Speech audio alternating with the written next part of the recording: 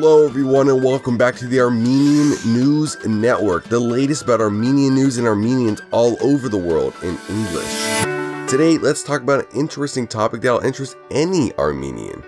Did you ever hear that in Israel, Jerusalem has an Armenian Quarter? Before its history, let's remember Jerusalem, a city in Western Asia, the Middle East, Israel, and Palestine, situated on a plateau in the Judean mountains between the Mediterranean and the Dead Sea. It is one of the oldest cities in the world. It's considered holy for all three major Abrahamic religions, Judaism, Christianity, and Islam.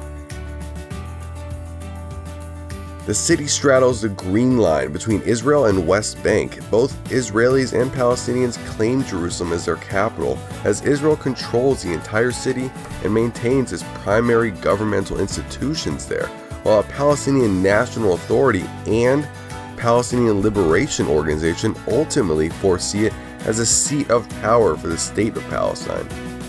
Due to this long-running dispute, neither claim is widely recognized internationally.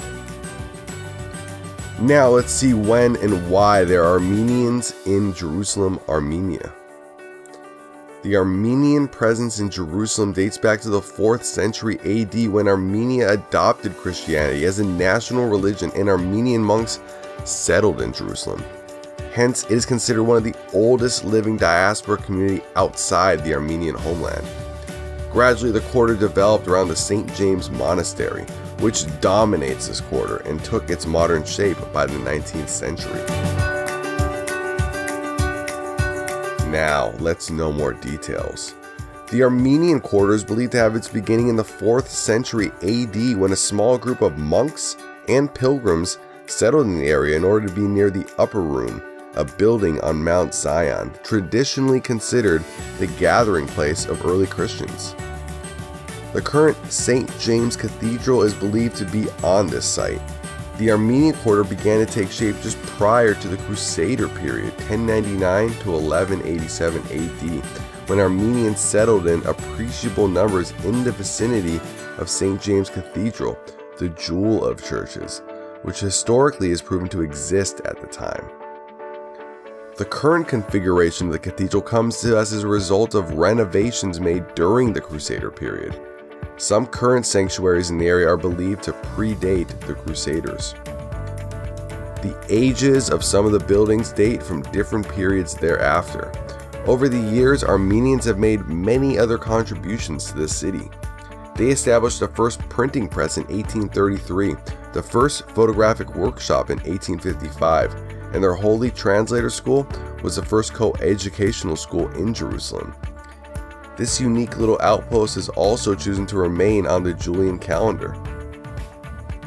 The Armenian Quarter is located in the southwest corner of Jerusalem's Old City. This quarter can be accessed through the Zion Gate and Jaffa Gate. The Armenian Quarter is public, much as Little Armenia section of Los Angeles is public, but the quarter has a distinct and fixed geographic location, and most of the properties within the quarter are Armenian owned. Although today the number of Armenians living in Jerusalem has considerably shrunk and their influence has waned, their traditional Old City Quarter remains an interesting district to explore. Today, this small quarter is the seat of the Armenian Patriarch of Jerusalem, an Armenian museum, library, and of course the beautiful Cathedral of St. James, where Kanye West and Kim Kardashian West baptized their daughter on their way home from a visit to Armenia. The monastery is said to have the relics of St. James himself. As we all know, people who do not live in their place of residence face many problems. Armenians also face problems in Jerusalem. Currently, the Armenians in Jerusalem face many types of difficulties due to the socio-economic and political factors impacting the region. While much of the connection between Armenians and Jerusalem has been and continues to be religious in nature, and more specifically related to pilgrimage, a strong and prominent secular dimension has also exists. Armenians in Jerusalem have made significant contributions to history and development of the city from the period of early Christianity to the present. The first obstacle Jerusalem Armenians face pertains to their citizenship status. Most Armenians are considered Jordanian citizens and fall under the legal category of Eastern Jerusalemites. For this reason, many of them have difficulty obtaining travel and marriage documents. They also face obstacles when attempting to bring spouses or other family members into Jerusalem.